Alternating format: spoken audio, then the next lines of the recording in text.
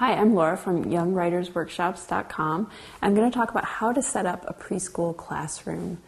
An important part of setting up a preschool classroom is thinking about how to make the children feel welcome and comfortable and make their experience one that flows really easily.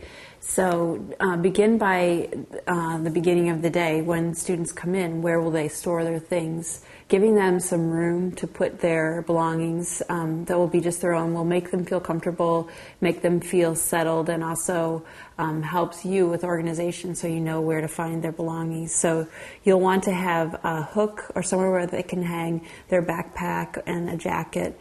And this should have their name near it, or they should know exactly which one. The hook should be labeled, and this will be where, whenever they need to, they can go back and get their things. You'll also want to have an art area in your classroom where students can be creative, and then it'll also allow for easy cleanup.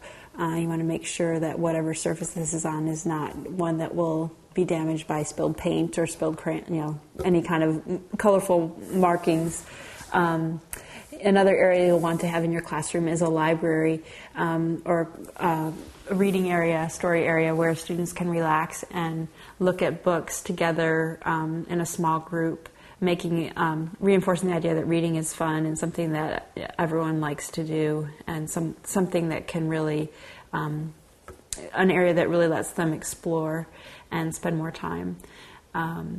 Another thing that you want to include in your classroom is centers, and you'll want things like blocks, dress-up area, so you'll have an area where they can store the dress-up materials and also do some pretend play while they're using the clothes. Just think about, with each of these,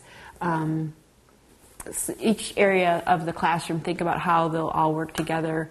Try and keep the noisier areas away from each other so that the noise level doesn't keep building on each other. Think about all the different ways that your kids will be interacting with each other, and then think about what's a good flow for your classroom. So those are some ideas about how to set up a preschool classroom.